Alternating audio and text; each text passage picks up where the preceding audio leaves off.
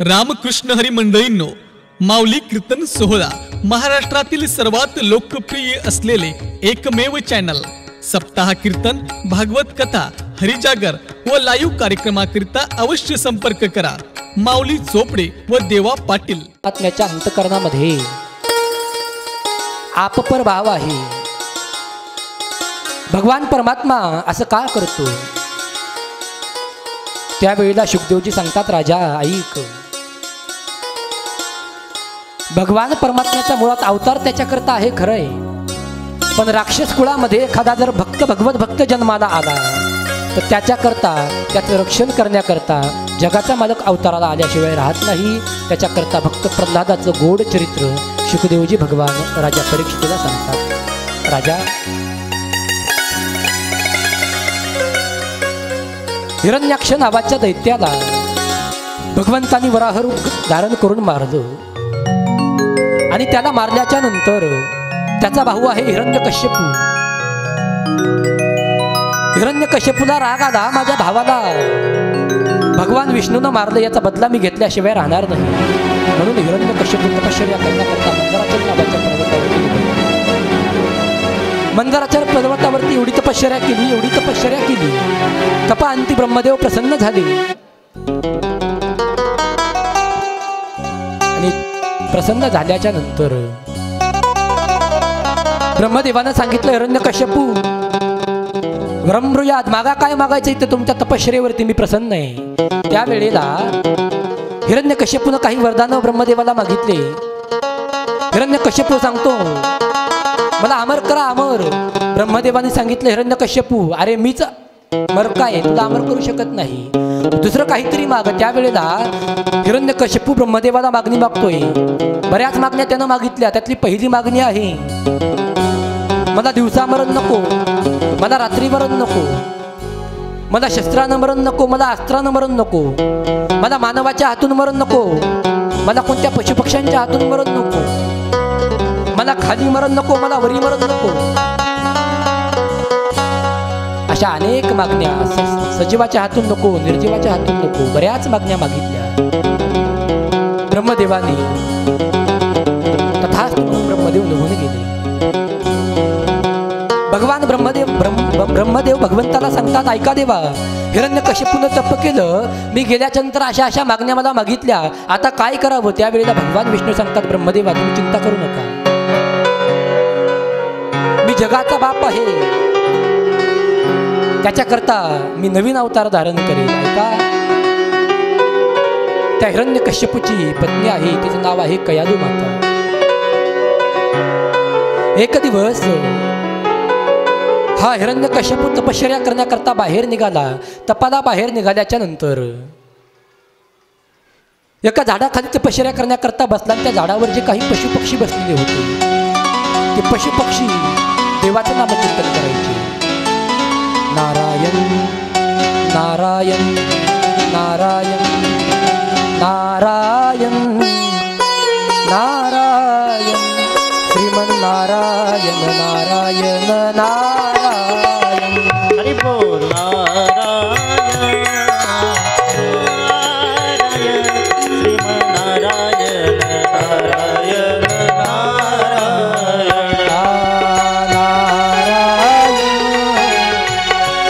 नारायण श्रीमन नारायण नारायण नारायण. हरि बोल.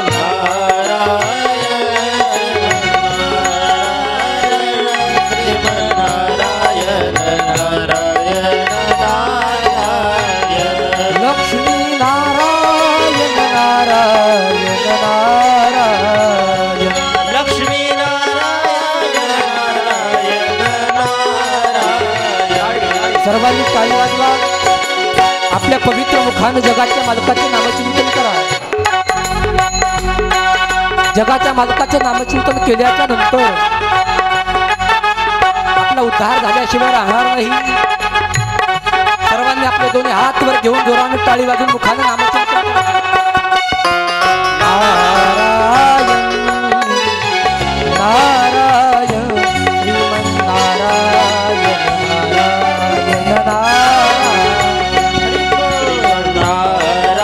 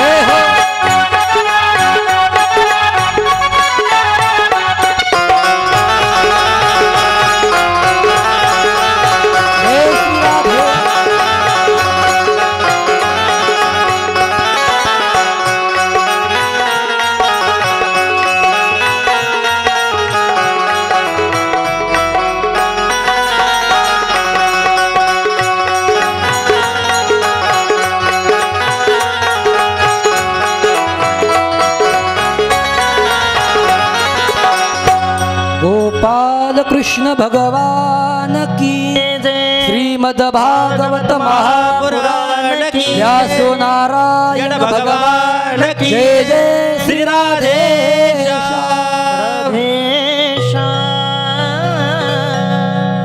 गोड भजन ते पशुपक्षी त्या झाडावरती करायचे. नारायण नारायण श्रीमन्नारायण नारायण नारायण नारायण नारायण जय जय गोविंद हरे नारायण नारायण जय जय गोपाल रे. असं गोड भजन त्या पक्ष्यांचं हिरण्यकश्यपूच्या कानावरती पडलं. अगोदर देवाच्या बदल्याकरता तपश्चर्या केली होती. राग आला, घरी निघाला, तपश्चर्या भंग झाली माझी. आणि घरी आल्याच्या नंतर संध्याकाळच्या वेळेला कयादू मातेनं जेवायला वाढलं. जेवणाच्या ताटावरती हिरण्यकश्यपू बसला. हातातला घास तोंडामध्ये जाणार तेवढ्यामध्ये कयादू मातेने विचारलं, माधव तुम्ही तर सांगितलं होतं तपश्चर्या करण्याकरता निघून जाणार आहेत, पाठीमागं का आले? त्यानं सांगितलं, कयादू अगं ज्या वेळेला मी झाडाखाली तपश्चर्या करण्याकरता बसलो त्यावेळेला त्या झाडावरचे पशुपक्षी नारायण नारायण नारायण नामघोष करायचे. आणि नारायण नामाचं आपलं अजिबात जमत नाही. नाव घेऊन येती देवाचे हे ब्रीद हिरण्यकश्यपूचे. आपल्या संपूर्ण राज्यामध्ये तो कोणालाही देवाचं नामचिंतन करू देत नव्हता. त्याच्या कानावरती नारायण नारायण नाव पडलं. कयादू मातेला आनंद झाला. मालक काय म्हणणार ते पशुपक्षी? ते म्हणायचं अगं नारायण नारायण म्हणतात. काय म्हणायचे? नारायण नारायण म्हणतात. प्रत्येक घासाला विचारायचे महाराज. आणि असं करता करता संध्याकाळी सारखं कयादू माता विचारायची. काय म्हणायचे पशुपक्षी? नारायण नारायण म्हणायचे. काय म्हणायचे? नारायण नारायण म्हणायचे. असं करता करता दोघांचा समागम झाला. आणि त्या भगवत नामाच्या चिंतनामध्ये समागम झाल्याच्या नंतर पोठामध्ये जो गर्भ वाढला तो भगवंताचा महान भगवत भक्त पोठामध्ये वाढायला लागला. 4 मुलं हिरण्यकश्यपूला, आल्हाद, अनुल्हाद आणि सल्लाद. आणि आता भगवत भक्त प्रल्हादाचा जन्म झाला. आणि भगवत भक्त प्रल्हादाला जन्माला आल्याच्या नंतर आता प्रल्हादजी लहान लेकरावरती हिरण्यकश्यपूचं फार प्रेम. एका गुरुकुलामध्ये शुक्राचार्यांचे 2 पुत्र आहेत, शंडा आणि अमर्क. त्या शंडा आणि अमर्काकडं या भक्त प्रल्हादाला शिकण्याकरता ठेवलं, गुरुकुलामध्ये ठेवून दिलं. आणि त्या शंडा आणि अमर्काला हिरण्यकश्यपू सांगायचा, याला अघोरी शिक्षण द्या, याला आसुरी शिक्षण द्या. कोणाचा घातपात कसा करायचा, कोणाला मारायचं कसं, कोणाला लुटायचं कसं, याचं शिक्षण संपूर्ण याला देऊन टाकलं. शंडा आणि अमर्क सांगतात, महाराज ठीक आहे तुम्ही घरी जा. हिरण्यकश्यपू घरी निघून आला. आणि 2-3 महिन्याच्या नंतर हिरण्यकश्यपू त्या शाळेमध्ये माझा प्रल्हाद काही शिकला का नाही पाहण्याकरता गेला. भक्त प्रल्हादाला आपल्या मांडीवरती बसवलं, डोक्यावरून हात फिरवला. बाळा प्रल्हादा, राजा काय शिकलास? त्यावेळेला भक्त प्रल्हाद आपल्या बाबाला सांगतो, बाबा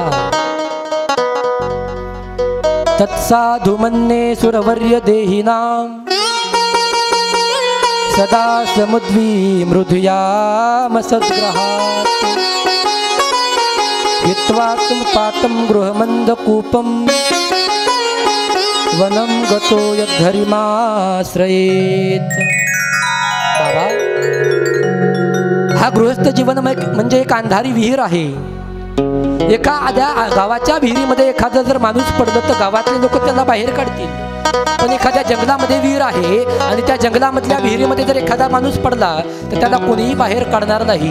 आणि पशुपक्षी आतमध्ये त्याला बाहेर येऊ देणार नाहीत. बाबा हे संसारमधले जंगलातील विहीर आहे आणि या संसारामध्ये रूपी विहिरीमध्ये जर तुम्ही पडला तर याच्यातले बायको रूपी, लेकर रूपी, पाहुणे रूपी पशुपक्षी तुम्हाला याच्यातून बाहेर येऊ देणार नाहीत. बाबा माझी विनंती आहे, तुम्ही जीवनामध्ये जर काय करायचं असेल तर संपूर्ण त्याग करून भगवत चिंतन करा. सांडून या सर्व लौकिकाची लाज आळवावा यदुराज भक्तिभावे पाहून या झाडे वरबडून पाला खाऊन विठ्ठला आळवावे तुका म्हणे ऐस्या मांडिल्या निर्वाण तया नारायण उपेक्षिना पाहून या झाडे वरबडून पाला खाऊन विठ्ठला आळवावे. बाबा सर्व संग त्याग करा आणि वनामध्ये जाऊन झाडाची पानं खाऊन तपश्चर्या करून भगवत नामचिंतन करा. राग आला हिरण्यकशिपूला, रागाने लालबंद झाला. भक्त प्रल्हादावरला मांडीवरून खाली उतरून गेली आणि सांगितलं, प्रल्हादा जा तुला शंडा आणि अमरकाला तुझ्या गुरुला माझ्याकडे पाठवून दे. शंडा आणि अमरका आले, हात जोडले हिरण्यकशिपूच्या समोर. सांगितलं, काय आज्ञा आहे महाराज? अरे लाज वाटत नाही का तुम्हाला? तुम्हाला सांगितलं होतं याला अघोरी शिक्षण द्या, याला आसुरी शिक्षण द्या. कोणाचा घातपात कसा करायचा, कोणाला मारायचं कसं, कोणाचं राज्य कसं हिसकावून आणायचं हे याला शिकवा. तुम्ही याला भगवत नामचिंतन काय शिकवता? माझ्या वैराचं भजन तुम्ही का शिकवता? शंडा आणि अमरकानं हात जोडले. सांगितलं, माझं होतं, आम्ही याला हे काही शिकवलं नाही. तुमचा मुलगा उपजला बरोबर वैराग्य निर्माण झालेला आहे, ज्ञानी आहे. याला आम्ही काही शिकवलेलं नाही, हा मनानं भजन करतो. हिरण्यकशिपूला त्यांच्या गोष्टीवरती विश्वास पटला नाही. हिरण्यकशिपू घरी निघून आला. पुन्हा 2-3 महिने झाले. पुन्हा 2-3 महिने झाल्याच्या नंतर हिरण्यकशिपू पुन्हा गुरुकुलामध्ये गेला. पुन्हा आता आशा होती अंतकरणामध्ये काहीतरी नवीन शिकला असेल. पुन्हा मांडीवरती घेतलं, गालावरून हात फिरवला. राजा काय शिकला प्रल्हादा? बाबा आता मी नवविधा प्रकारची भक्ती शिकलो. नवविधा प्रकारची भक्ती. भक्त प्रल्हाद आपल्या बापाला सांगतात, श्रवणम कीर्तनम विष्णू स्मरणम पादसेवनम अर्चनम वंदनम दास्यम सख्यास्मनिवेदनम इति पुंसर्पिता विष्णू भक्तिचन्नवलक्षणा क्रियते भगवत्यदा तन्मन्येदितमुत्तमम्. बाबा श्रवण कीर्तन स्मरण पादसेवन अर्चन विष्णू स्मरणम अशी नवविधा प्रकारची भक्ती आहे बाबा. ही नवविधा प्रकारची भक्ती मी शिकलो. आता मात्र राग आला आणि रागाच्या भोशामध्ये, रागाच्या भरामध्ये हिरण्यकशिपूने शंडा आणि अमरकाला बोलवलं. अरे तुम्हाला मी 2 महिन्याखाली सांगितलं होतं याला काय शिकवायचं, तुम्ही अजून याला नामचिंतन शिकवता. लात मारली शंडा आणि अमरकाच्या कमरेमध्ये. पुन्हा त्यांनी हात जोडले, महाराज आम्ही याला काही शिकवलेलं नाही, अहो याला उपनिषदात ज्ञान प्राप्त झालेलं आहे. आम्ही याला अघोरी शिक्षण देण्याचा प्रयत्न केला तरी हा देवाचं नाव घेतल्याशिवाय शांत राहत नाही. महाराज आम्हाला क्षमा करा. अहो हा नामचिंतन करत याच्यामध्ये नवल नाही. ऐका हिरण्यकशिपू महाराज, आम्ही जर याला स्पर्श केला तर आमच्या सुद्धा मुखातून एकच भजन येते, नारायण नारायण श्रीमन नारायण नारायण नारायण. हिरण्यकशिपूला विश्वास बसला नाही. भक्त प्रल्हादाला जवळ बोलवलं आणि स्पर्श केल्याबरोबर कोणताच परिणाम हिरण्यकशिपूवरती आला नाही. हिरण्यकशिपूला पुन्हा राग आला. अरे नालायक हो, मूर्ख हो, तुम्हाला काही कळतं की नाही? तुम्ही मला लबाड बोलता. मी याला स्पर्श केला, माझ्या मुखातून का नामचिंतन येत नाही? त्यांनी शंडा अमरकाने सांगितलं, हे बघा महाराज, लाईट त्याच लाईटामध्ये लागते ज्या लाईटामध्ये वायराच्या वाटेनं करंट गेलेला असतो. हे बघा तुमचा बल्ब नेमका शॉर्ट झालेला आहे आणि शॉर्ट झालेल्या बल्ब कधीच प्रकाश देऊ शकत नाही. पिन खुपसल्याबरोबर इकडे लाईट प्रकाशमान होतो, पण लाईट चालू असला पाहिजे. लाईटच जर गेलेला असला तर लाईट कसा चालू होईल महाराज? तसं म्हणले, हे बघा तुमचा बल्ब आता कामातून गेलेला आहे, त्याच्यानं तुमच्या मुखातून नामचिंतन येत नाही. महाराज भगवत नामचिंतन मुखामध्ये येण्याकरता अनेक जन्माची पुण्याई लागते. अनंत जन्मीचे सुकृत पदरी त्याचे मुखी हरी पैठा होय, किंवा बहुता सुकृताची जोडी म्हणून विठ्ठली आवडी. 80-85 वर्ष वय म्हाताऱ्या माणसाचं झालं तरी त्यांना जर एखाद्याला म्हणलं, बाबा नामचिंतन करा, ते महाराज कधी देवाचं नाव घेत नाही. त्याला म्हणलं काय झालं? बापा बापा बापा बापा बापा कंबर दुखायली, बापा बापा बापा बापा गुडघे दुखायले. नामचिंतन घेतच नाहीत महाराज म्हातारी माणसं. नामचिंतन एक वेळ रामकृष्ण हरी जर मुखामध्ये येण्याकरता अनंत जन्माचं पुण्य जर लागत असेल तर कमी वय हे भक्त प्रल्हादाचं 5-6 वर्षाचं वय आहे.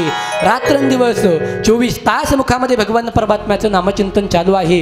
हिरण्यकश्यपूनं सांगितलं, तुम्ही माझा घात करता, माझ्या वैर्याचं भजन तुम्ही याला शिकवता, मी तुम्हाला क्षमा करणार नाही. हाताला धरलं प्रल्हादाच्या, ओढत ओढत घरी आणलं आणि घरी आणल्याच्या नंतर एका बंद अंधाऱ्या खोलीमध्ये बंद करून टाकलं भक्त प्रल्हादाला.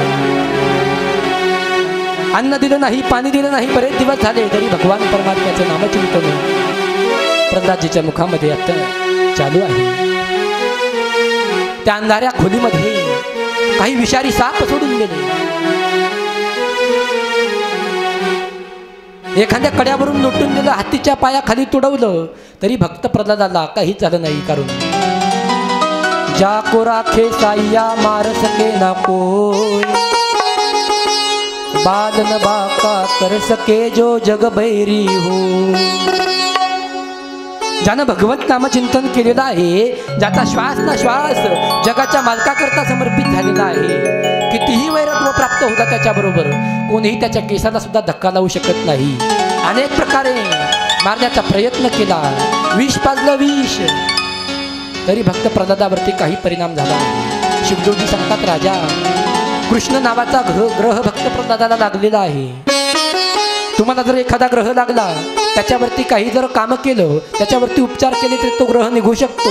पण कृष्ण नावाचा ग्रह असा आहे, तुम्ही काहीही करा, कृष्ण नावाचा ग्रह कधी निघत नाही. पुराणामध्ये अनेक प्रकारचे पुरावे आपल्याला पाहायला भेटतात.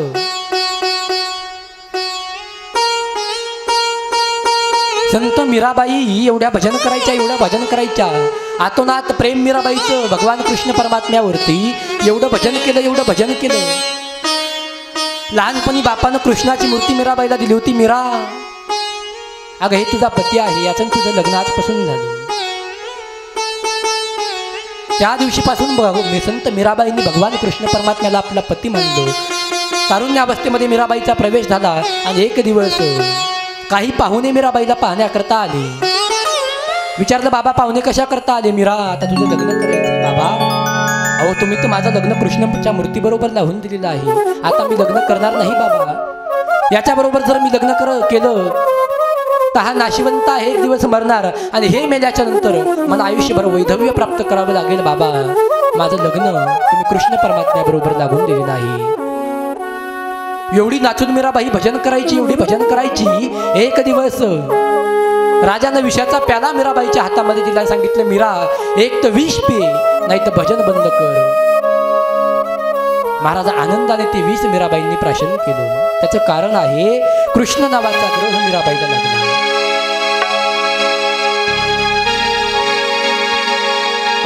तेरी आँखों में पानी, जय हो. काहे तेरी आँखों में पानी, काहे तेरी आँखों में पानी, काहे तेरी आँखों में पानी.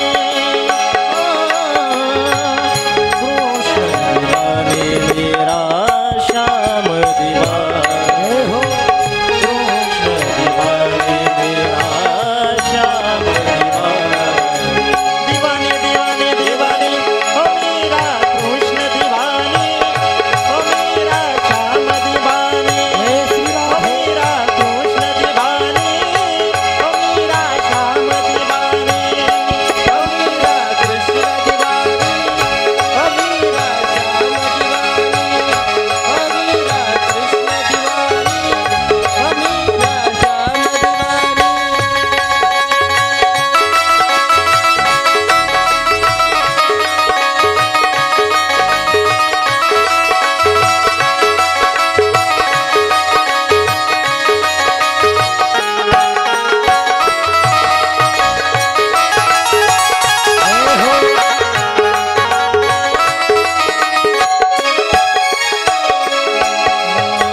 हंस के तू पी ले विष का प्याला, तो है कदर तो है संग गोपाला.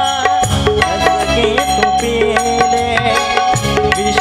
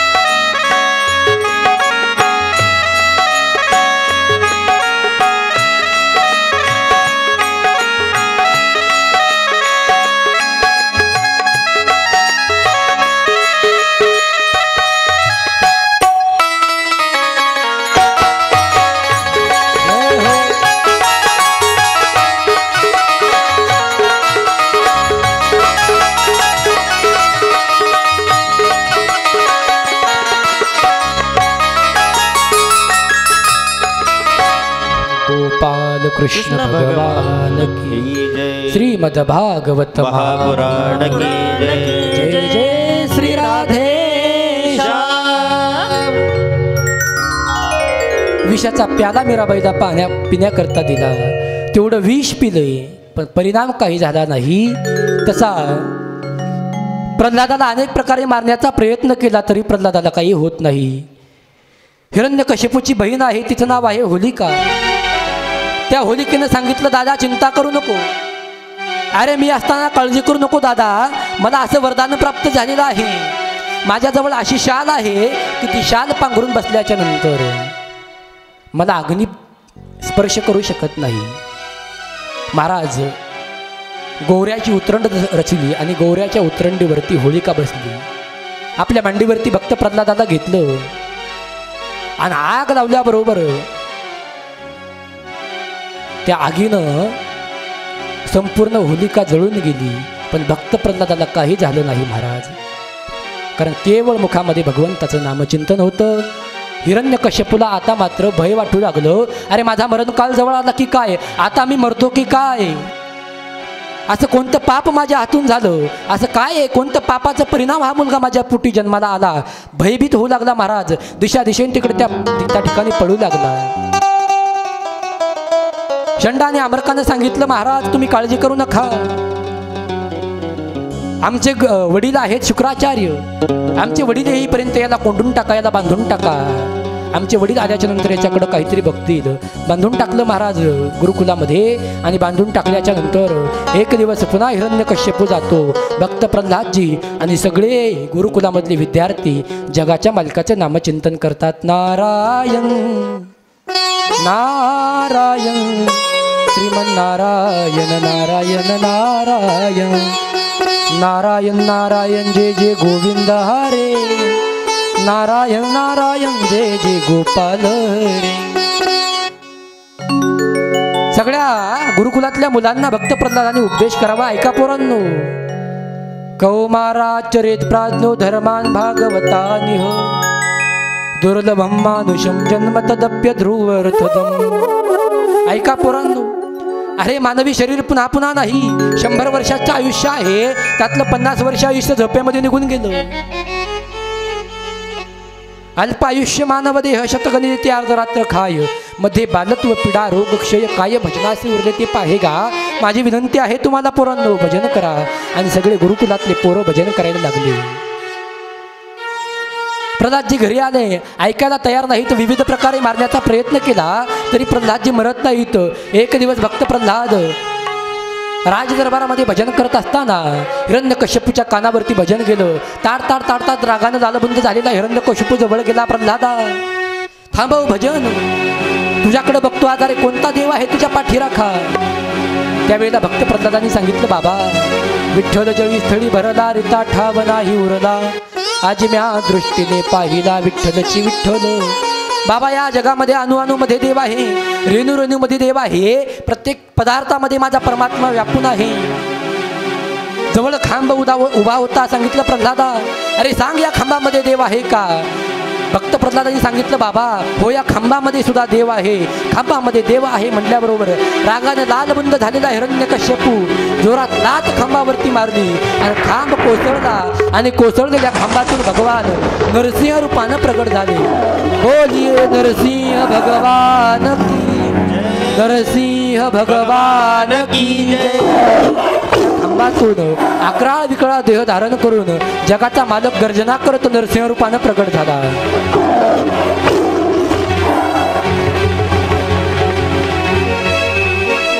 जोर जोरानं जगाचा मालक डरकाळ्या फोडायचा. आता मात्र हिरण्यकश्यपू घाबरला. बागीची प्रजा घाबरू लागली. अरे कोणता देव आहे हा, कोणतं रूप आहे हा. सगळे जिकडे रस्ता मिळेल तिकडे पळायला सुरुवात करतात. शेवटी भगवंताने हिरण्यकश्यपूला घेतलं, आपल्या मांडीवरती घेतलं. आणि मांडीवरती घेतल्याबरोबर सांग म्हणजे हिरण्यकश्यपू कोणते वरदान मागितले होते. पहिलं वरदान मागितलं होतं, मला दिवसा मरण नको, रात्री मरण नको. हिरण्यकश्यपू सायंकाळची वेळ, मला शस्त्रानं मरण नको, अस्त्रानं मरण नको. अरे मी तुला शस्त्रानंही मारणार नाही, अस्त्रानंही मारणार नाही, मी तुला माझ्या नखांनी मारणार आहे. सांगितलं होतं सजीवाच्या हातून नको, निर्जीवाच्या हातून नको. नख लोक हे सजीवही नाहीत आणि निर्जीवही नाहीत. सजीव म्हणावं तो वाढतात आणि निर्जीव म्हणावं तो कापल्यावर त्रास होत नाही. सांगा की काय वरदान होतं? मला देवाच्या हातून मरण नको, मला दानवाच्या हातून मरण नको. साहेब बात की काय वरदान होतं? सांगितलं मला माणसाच्या हातून मरण नको, पशु पक्ष्यांच्या हातून मरण नको. तुझ्याकरता स्पेशल अवतार धारण केला. शरीर जर पाहिलं तर नराचा आहे, माणसाचा आहे, आणि तोंड जर पाहिलं तर सिंहाचा आहे. सांग आणखी काय वरदान होतं? मला जमिनीवरती मरण नको, मला वरी मरण नको. जमिनीवरती नाही, वरी नाही, माझ्या मांडीवरती आहे. अरे सांग आणखी कोणतं वरदान होतं? सांगितलं मला 12 महिन्यापैकी कोणत्याच महिन्यामध्ये मरण नको. 12 महिन्यापैकी कोणताच महिना नाही, अधिक मास आहे, 13वा महिना पण तुझ्याकरता स्पेशल काढलेला आहे. असे सगळे वरदान विचारून घेतले आणि अकराळ विक्राळ देह त्याच्या खाली पडले. एक आतली जगाच्या मालकांना विचकावी आणि हिरण्यकश्यपूला खाली फेकून दिले. आणि फेकून दिल्याच्या नंतर सगळ्या देवता घाबरलेल्या आहेत, भगवंताला राग आलेला आहे. हिरण्यकश्यपूला खाली टाकल्याच्या नंतर प्रल्हादाला भगवंताने मांडीवरती घेतलं आणि प्रल्हादाला भगवंत चाटायला लागले. कारण प्राणी आपल्या वासरांना चाटत असताना जिभेनं चाटतो. भगवान नरसिंहाचं मुख जर पाहिलं आपण तर भगवान सिंहाचं मुडकं धारण करून आले होते. म्हणून भगवंतांनी भक्त प्रल्हादाला चाटायला सुरुवात केली. भक्त प्रल्हादावरती प्रेम केलं आणि भक्त प्रल्हादाला सांगितलं, प्रल्हादा अरे माग काय मागायचे तर मला येण्याकरता उशीर झाला. त्यावेळेला भक्त प्रल्हाद सांगतात, देवा माझ्या अंतःकरणामध्ये काहीतरी मागावं अशी इच्छा माझ्या अंतःकरणामध्ये निर्माण होऊ देऊ नको. ही अतिशय गोड मागणी जगाच्या मालकाला भक्त प्रल्हादानं मारली. शुकदेवजी सांगतात, राजा तुझा प्रश्न होता भगवंत द्विषम गुणानं का वागतो, वैऱ्याला मारतो आणि भक्ताचं संहार न करता त्याचा आदर त्याचं रक्षण का करतो? ऐक, हिरण्यकश्यपूच्या कुळामध्ये राक्षस कुळामध्ये जन्माला आलेला प्रल्हाद त्यानं जर नामचिंतन केलं तर त्याच्याकरता जगाच्या मालकानं अवतार घेतला. म्हणून भगवान परमात्मा एवढा कृपाळू आहे अशी भक्त प्रल्हादाची कथा सांगितली. आणि पुढं अनेक कथा सांगतात. त्यामध्ये समुद्रमंथनाची कथा आहे, गजेंद्राचा उद्धार भगवंतांनी केला ती कथा आहे. पण भगवंतांनी आपल्या दोन्ही हाताच्या नखांनी हिरण्यकश्यपूच्या पोटाला फाडायला सुरुवात केली. तर हिरण्यकश्यपूचं पोट फाडलं, जोरानं किंकाळायला सुरुवात केली. रक्तानं दालवंद सगळा हिरण्यकश्यपू झालेला आहे.